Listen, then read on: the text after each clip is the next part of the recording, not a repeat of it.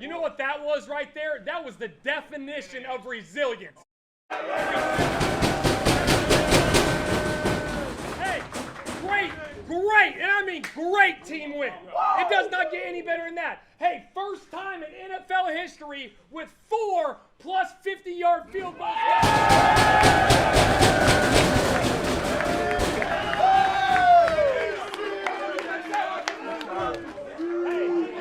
great job by everyone. Enjoy it, but guess what? We're coming home to play the Rams in our house. Great job.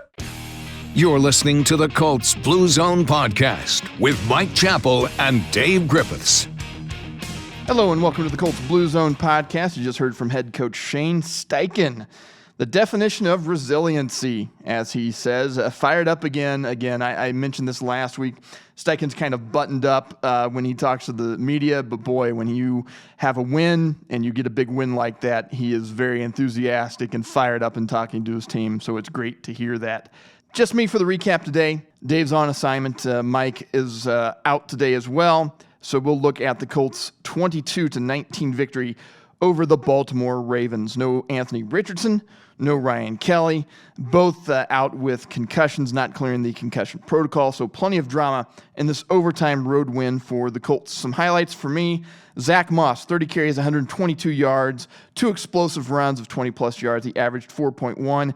Maybe not the greatest average in the world, but you know what? When you needed a yard on 3rd and 1, typically Zach Moss was able to get it. And he also caught a 17-yard touchdown pass on a wheel route that was the Colts' only touchdown score of the day.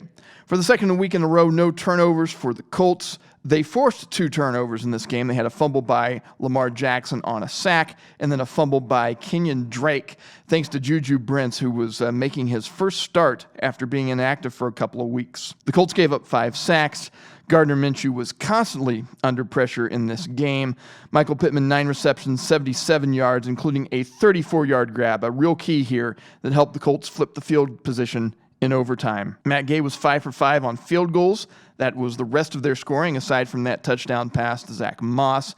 We'll look at his record-breaking day here in just a little bit. Defensively, the Colts got to Lamar Jackson 4 times. That defensive 7, that defensive front was terrific in this game, and they constantly harassed Jackson and did a pretty good job of corralling him. Limited the Ravens to 6 of 16 on 3rd down. They forced 7 punts. Not that the Colts were much better. They were 8 of 22 on 3rd down and also punted 7 times. Jackson had 14 carries for 101 yards.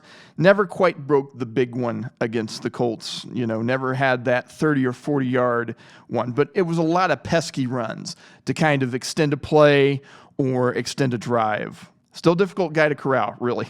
I do not envy the defenses that have to play Lamar Jackson every week. I thought was notable after having a couple of games with 100-yard wide receivers for the opposing team. The Colts didn't allow one this week, and I think that was key for them as well. There were a few plays of 20-plus yards. I think there were like 4 or 5 of them.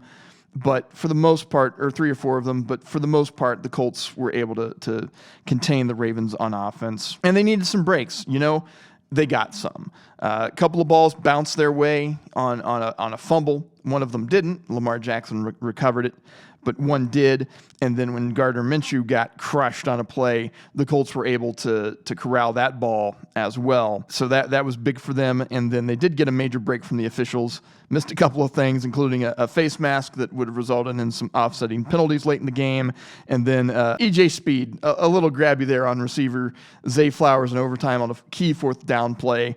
But the officials just kind of let that one go. And I think anybody looks at that play, they think, he probably held him or he probably impeded him from making the catch. But as a Colts fan, we'll just kind of go ahead and we'll take it. I mean, not a lot has gone well for the franchise or has gone right for the franchise in recent years, so we'll take a little break there.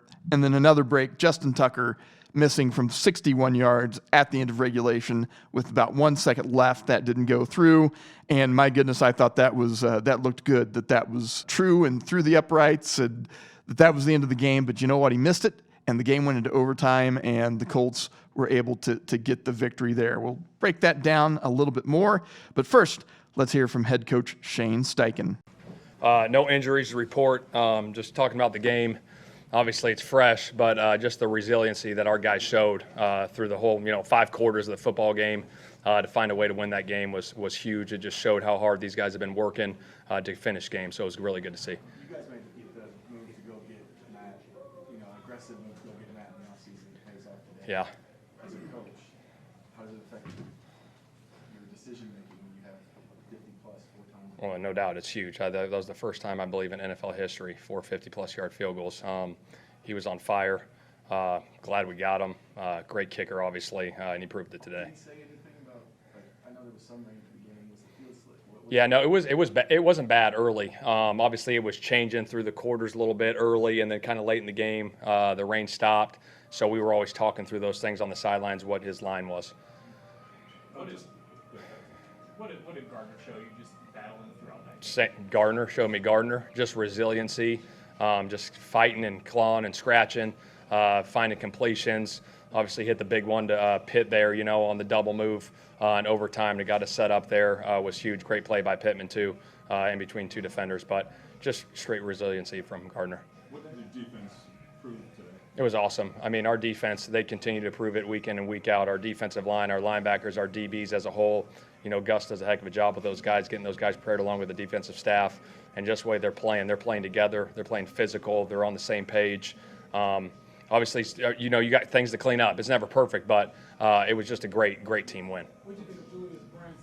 Gets his first start today, first real game today? First starts, had a fumble there. It was awesome to see him out there. Obviously, a good cover guy. He's long, rangy, played physical. Obviously, I got to go back and watch the tape, but from what I saw, on the sidelines, it was pretty darn good. Was that Moss playing through something? Because it looked like he was ginger a little bit. Yeah, I don't have anything for you on that. What was it like, though, just to see him with 30 carries out there? And it's kind of like they knew he was running sometimes, and he still. Yeah, it was incredible. Obviously, he popped the big one there at the end, too, where he cut it back to get us in range there. And then he had one on our sideline where there was about 2 or 3 guys around him where it looked like a minus yardage play, and then he slipped through those guys. Again, I just keep saying the word resiliency because that's what all those guys had today. They just kept fighting, scratching, and clawing. He just runs with a toughness, it seems like. Oh, yeah. I mean, is that everybody has their style, but how unique is it for him? It's unique. I think he's got like a low level of gravity, and just the way his body is set up. I mean, he finds those creases, and then he's able to shed those tackles and make guys, miss, and then break those tackles just with his body type. And he's a heck of a player. Glad we have him. What was the conversation like after Gardner said that was back to the end zone? Obviously, the game was over, but it is a blow at that moment. You don't respond. Yeah, I mean, those are conversations that I'll keep private. Obviously, I got to do a better job of calling a play back there for him and not put him in that situation. The defense, so many guys making plays, whether it's Quiddy, EJ, Zaire, just taking turns making plays. What does that do for the culture of the defense as you start this? It's huge. It's not about one person. It's about everybody. That's what we preach in that building. Is it's not about us. It's not about you. It's about us. And that's what that is. And it doesn't care who makes the play, right? And as long as the play gets made, is the message. So all those guys are playing hard, playing together, playing physical, and again, just great team win. But just seeing that the catch from Pittman in overtime when he kind of went over that. It was incredible. Again, I keep going back to resiliency. I mean, just the way he went up and caught it in between 2 guys to make that play was huge. We ran that play earlier in the game, and then we went the double move off it, and he slipped inside and went up, and it was his ball or nobody's ball, and he made the play. This last one, there was a play, I think, toward the end of regulation where that's kind of at 3rd down, you kind of played almost a Hail Mary defense, sort of, for the field goal attempt. Oh, yeah. Why play it that way? Do you remember? At the end of that, right before, with 1 second left. Right before the 60. Oh yeah. This is the last play is what I'm asking. Oh yeah. It was. They were bringing pressure, so we just threw it down on the ground. No, On defense. You guys when you were on defense. Tucker missed. Oh, and Tucker missed. Before the Tucker. Yeah, I got to go back and look at that. Yeah. All right, thanks guys. Yeah. All right. Well, it's 5 quarters, man. Yeah. And that game will both be at the Colts. Yeah. Awesome. Thanks, guys. So the coach says, resiliency, big team win for them. They played, they had their moments. I won't say they played well in all aspects of the game all the time, but they had their moments. When they needed to make some plays on offense, they made plays on offense. When they needed some defensive stops, they got defensive stops. And when they needed points, the special teams game was there, but the special teams also wasn't perfect. Isaiah McKenzie decided that, he was going to call for a fair catch at the 14 and decided to let the ball bounce to the 2. That did lead directly and proximately to a safety by the Colts that really put them in a dire situation at the end of regulation. But again, resiliency, they were able to withstand it and overcome it. With Anthony Richardson out, the rookie not playing this week after suffering a concussion in the win against Houston in week 2, it was Gardner Minshew's show. And listen, Gardner Minshew is just the perfect backup for this team right now. They've got a young quarterback who's still learning the game, and Minshew's a guy who has seen most of everything except for apparently Kyle Hamilton coming off the edge on his blind side. Minshew's seen a lot of stuff, and he's a steadying presence, and he's not going to wow you with his arm and his athleticism, but he is going to take care of the ball and make savvy plays, and that's exactly what he did in this game. 27-44 for 227 yards, 1 TD, most importantly, no interceptions. And while he did fumble, he did not actually lose a fumble to the other team as a turnover, I guess I should say. One big difference between Minshew and Anthony Richardson is size and escapability. And so Minshew did get sacked 5 times, constantly harassed by the Ravens, and the Colts were, they were having some trouble there. They had Wesley French starting at center instead of Ryan Kelly, so he's making the line calls. I think at one point Will Fries went out of the game, so that further kind of muddied up the offensive line a little bit. And, you saw that, and this is a good Ravens defense, and they took advantage of it. So Minshew did get blasted by Kyle Hamilton coming off the edge 3 different times. He fumbled just before halftime. I talked about this a little bit, but Quentin Nelson stopped a Ravens player from recovering that ball. The Colts ended up getting it thanks to Michael Pittman Jr., who recovered the fumble. That allowed the Colts to punt. They pinned the Ravens inside the 20, and then, they were not able to score before the half. Without that effort to get that ball back, then the Colts are handing over prime position for the Ravens to score before halftime. In this game that was so tight, everything would have mattered there. Every point counted. And then also, it really looked like it could have been a scoop and score if they hadn't done that. So while they didn't, they scored 22 points, they didn't exactly light the scoreboard up. They did what they needed to do. And when the Ravens got up 7-0, the Colts forced a turnover, and then they were subsequently able to score from that. They tied the game up at 7-7, and it came on a beautiful touchdown throw from Minshew to Zach Moss on this wheel route. It was just a nice touch pass, and Zach Moss got out there and made a nice catch. Again, he had a great game for Indianapolis. But what did Minshew think of his performance? Well, let's hear from him. Yeah, no, it was awesome, man. That was a really hard-fought game. I think everybody, the whole team contributed. Defense played amazing. Special teams, like Matt's individual performance is, awesome. I just really appreciate them giving us enough chances and our guys being resilient enough to follow through and eventually get it done. The guys look to you in those moments, when you need that resiliency. Just what did you see out of them, and how did you kind of lead your teammates through those moments today? Just tell them to keep getting up, man. Keep going, We had some tough looks, some, things that didn't go right, but that's all right. If we just stick with it, stay in there, we'll give ourselves a chance, and that's what happened today. How big was the running that Zach Moss did? Tough, man. So tough. He hits it, full speed. So grateful to have him back. I think he's awesome player, great dude, somebody that really, really helps his team. You see him gutting it out in the second half. We're seeing him limp out there, still get like 4, 5, 6 yards. What do you think that says, just what he means and what he means to this team?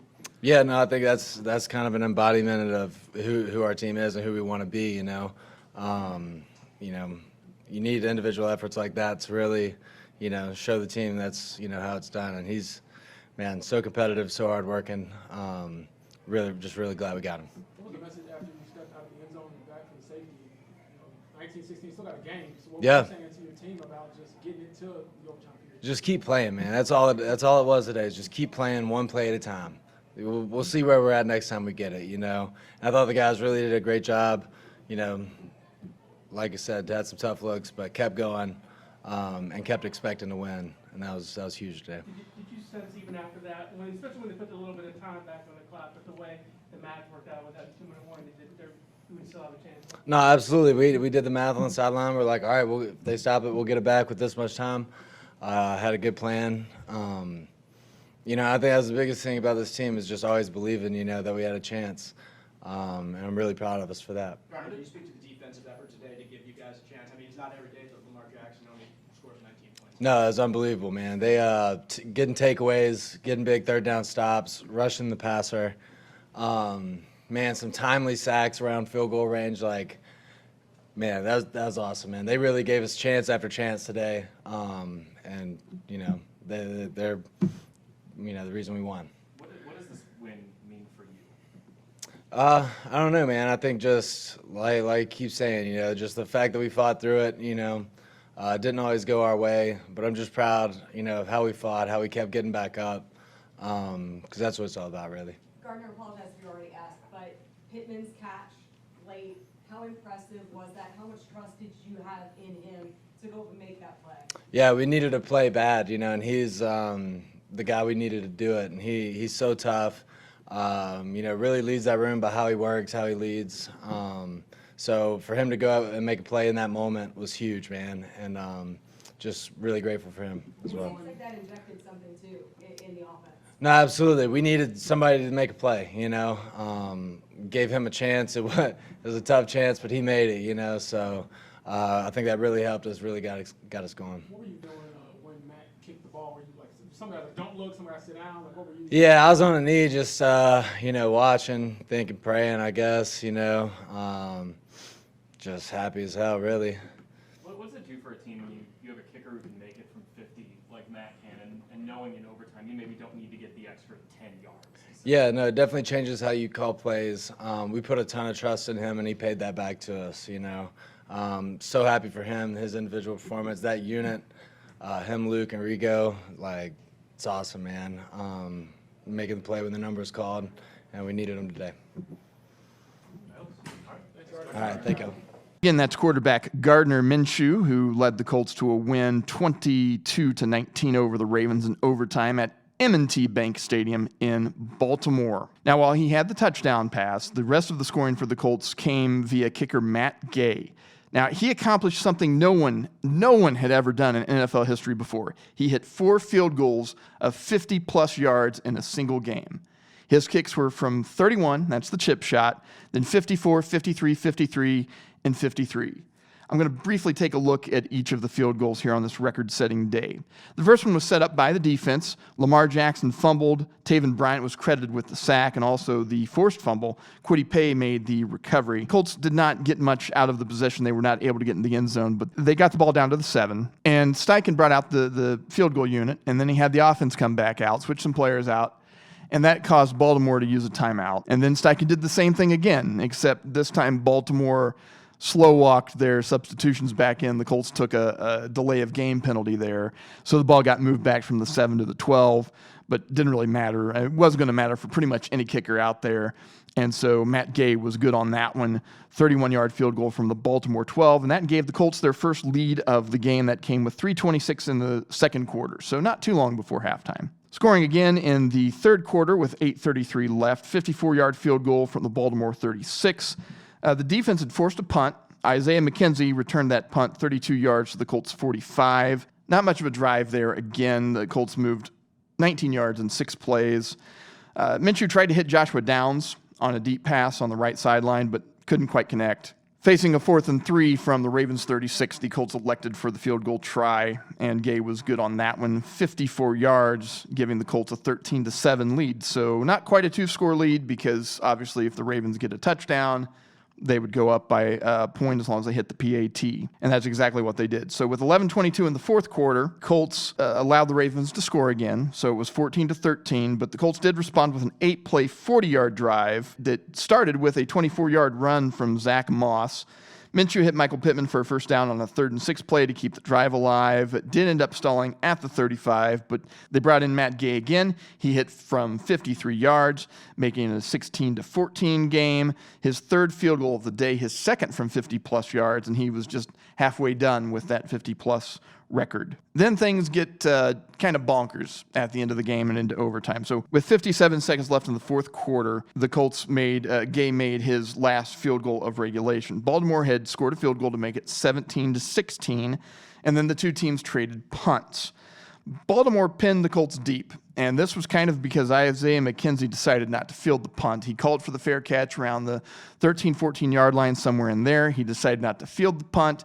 That punt ended up being killed at the 2-yard line. Then, to make matters even better for the Colts, who are already backed up, Braden Smith ended up with a false start, so that brought the ball back to the 1. For a while, this looked like this was going to be a real disaster. The Colts couldn't get, any yardage to kind of get them out of the shadow of their own end zone. So Minshew goes back for a pass, and he pulls the old Dan Orlovsky and sort of rolls out of the end zone, steps right into the back of out of bounds, and that's a safety. So with 2:03 remaining in the game, it's now 19-16. But you know what? The Colts caught some breaks. The Ravens, instead of fielding the free kick after the safety, which would have signaled the clock to go ahead and start going, the Ravens called for a fair catch. That's an immediate dead ball, so that stopped the clock at 2:03. It never moved. And that preserved the all-important 2-minute warning for the Colts, who only had one timeout at that point. And then also in that drive, they had an offensive penalty, the Ravens did. That also stopped the clock. So they got the ball back. It wasn't, like some of their other drives, it wasn't just the best drive in the world, but they got 28 yards on 6 plays, picked up a couple of first downs. They did have a 3rd and 1 situation, but unfortunately that turned into a 3rd and 6 after another false start from Braden Smith. Changes your play calling a little bit and that sort of thing. They did try to go for it. To Shane Steichen's credit, they went for a real deep pass on this one. They tried to have Minshew hit Alec Pierce on the left side, and Pierce had it for a second, but then it did get batted away by a defender, and so they had to settle for the field goal there. And once again, Matt Gay was good, 53 yards. Tie ball game, 19-19. Not quite headed to overtime yet because there were about 57 seconds left on the clock by the Colts, and that allowed Baltimore to go downfield and try a 61-yard field goal attempt from Justin Tucker. And I thought that was going in. I thought it was all good, and I thought that was the end of the game. But just kind of at the last second there, that field goal attempt, which looked right down the middle, just kind of died. And so he didn't have enough distance, and that did send us into overtime. In overtime, the Colts punted, and then the Ravens punted. One thing notable for the Colts, they did have one of their big explosive plays there in which Minshew hit Pittman on a double move. Pittman made one heck of a catch. He had defenders hanging off of him. One of them ripped his helmet off, but he was able to secure the ball for 34 yards. Now, they didn't end up scoring off the drive, but it did go a long ways toward kind of flipping some field position for them. So they punted after that, and the Ravens also punted.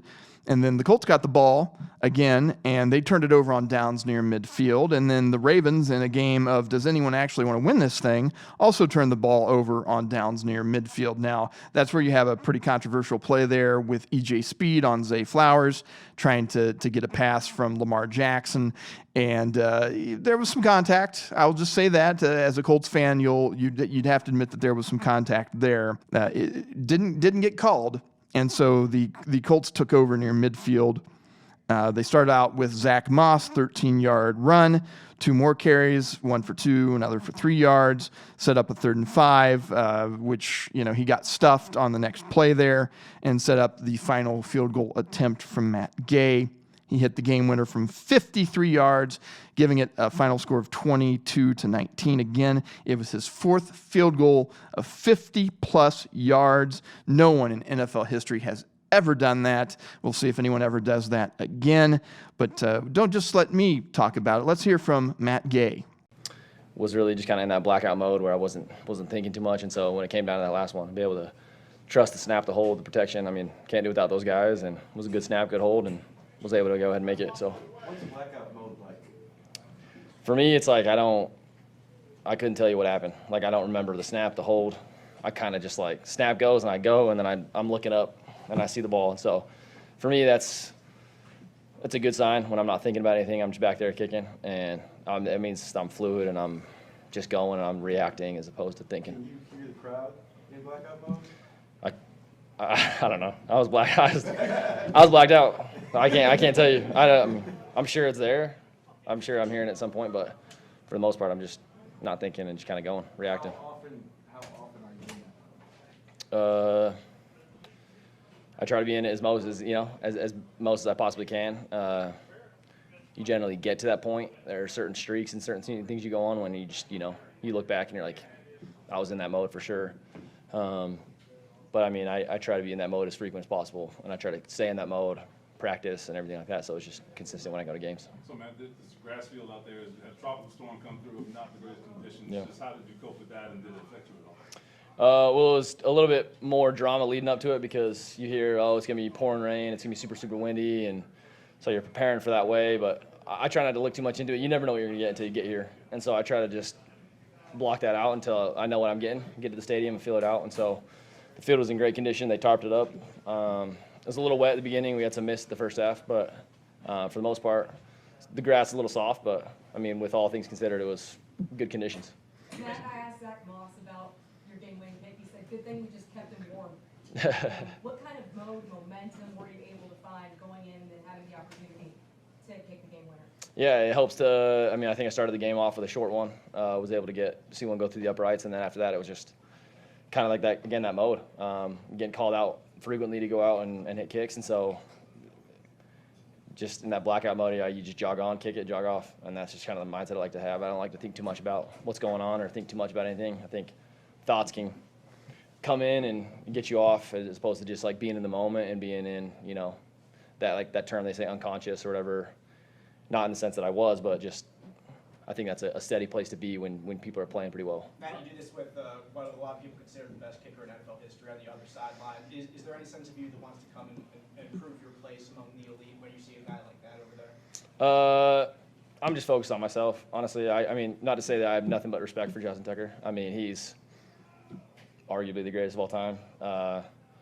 And I have nothing but respect for what he's done and the success he's had, and now he's getting into the longevity as well. So to have that percentage at 10, 11 years is nothing but amazing. And so you look across and be able to be out there with him and be able to, you know, be one with him. And I'm not supposed to, you know, be here, and I give all credit to God and my Savior Jesus Christ for just like blessing me to even be in these positions.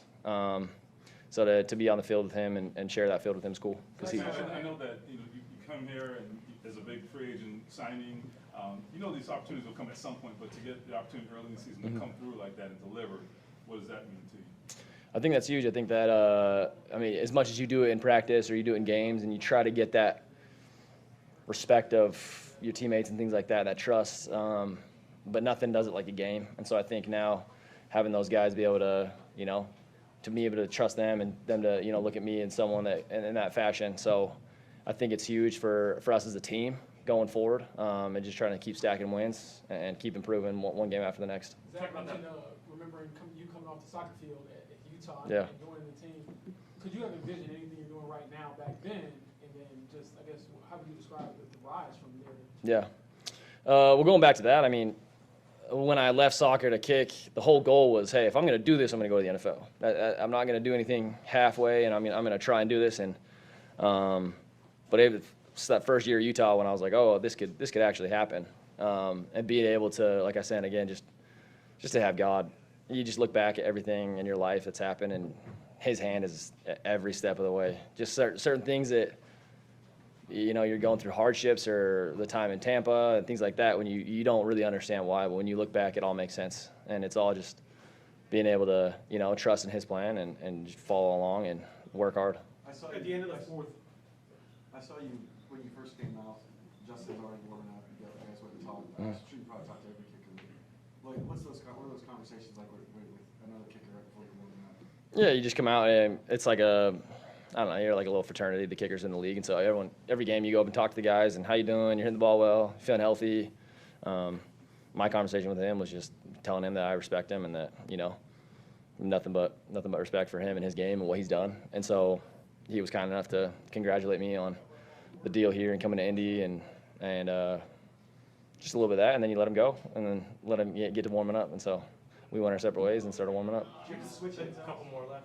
Yeah, I went over there. He's got his routine, and so I didn't want to bother, and I wanted to make sure that we have, you know, our space to work out and do our thing. So I don't want to bother him, and I don't want to have him, you know, get in my way, have my space to do things. So When you hit kicks like this, do you have a sense of what it means to come out with this win in kind of a gritty manner? I mean, I know that it means a lot to the team. I know you look at everybody out there, and everyone's got to do their job to be successful. And so I think if you just focus on what you can do, but I mean, I think the kicker position's a little bit, when it comes down to that moment, everyone's kind of looking at that whole, just at you. And so being able to come through for them and for Shane and for this organization, I mean, that's something special that I'll hold on to forever, because those moments don't come along very often. And so being able to go out there and make that kick and just congratulate those guys on the hard work they did, the hard-fought game. Last question. At the end of the fourth, before regulation, when the toss is going on, you're out there and you're kicking practice kicks. Is that something in overtime you regularly do? When you're going to do that, is that something part of your routine?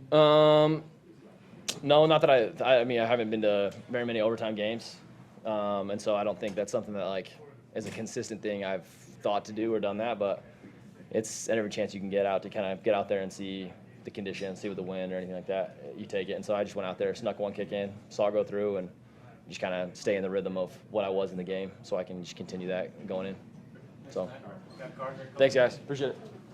Well, I guess it's not often that you have cause to listen to a kicker for 7 minutes, but, you know, Gay had plenty to say there about his kick and being in blackout mode and how he doesn't really think about things. It's just sort of this, it reminds me of the movie For Love of the Game with Kevin Costner, when the pitcher would say, Billy Chappell, clear the mechanism. You know, you just kind of get into your zone, and that's kind of what Matt Gay does in these situations where he's kicking. But you know what? That's a reason why the Colts signed him. One of the best kickers in the league, many consider him to be. And I know that we would prefer that the Colts go and get a big flight top receiver or pay the money and break the bank and get a pass rusher. And I'm not saying that they shouldn't do those things, but they did get some grief for making Matt Gay one of their, you know, off-season acquisitions, their biggest money-wise free agent acquisition. You can see why they did it, though. I mean, the guy was money on those kicks. Those 50-plus yarders were right down the middle. And when you have a razor-thin margin for error, a good kicker can make the difference between a win and a loss, or being a competitive football team and being a non-competitive football team. And, you know, he was able to provide that boost that the Colts really needed on Sunday with those 5 field goals. They're playing a good defense against Baltimore. They're on the road in a hostile environment. And that kicker that you can rely on is such a big weapon. And in a game where there were so many ups and downs and so many moments that the Colts could have lost that game. Some moments, too, where the Ravens could have won it or the Colts could have won it. But they were not able to take advantage of those opportunities and, you know, roll up big yards and get big plays. The Colts were unable to do that. But they were able to get the ball just close enough, you know, past midfield, get it to the 35, and let Matt Gay take it from there. On the season, the Colts are 2-1, thanks to losses by the Jaguars and Titans. They're alone in first place in the AFC South. All the other teams at 1-2. I say thanks to the Jaguars and Titans because both lost. The Jaguars taking it on the chin against the Houston Texans team that looked pretty rough last week. But, you know, C.J. Stroud had a really nice game for the Texans. And then the Titans, I just don't know what to do with them right now. They lost another tough one and just didn't look like they had much offense there against the Cleveland Browns. So, but the thing about the Titans is they've got a great coach in Mike Vrabel, and I think that is a resilient team and a resilient franchise. And with there not being any great strengths in the AFC South, you know, they still have some time to right the ship, and I would expect that they're going to at least make a run at that. Up next for the Colts, the Los Angeles Rams at Lucas Oil Stadium. That's a 1 p.m. kickoff on Fox 59 next week. Dave and Mike will join me for a full preview of the game and offer their thoughts on the crazy finish from Week 3 in which the Colts went to Baltimore and somehow got a win. Thank you for listening to the Colts Blue Zone podcast. I'm Matt Adams.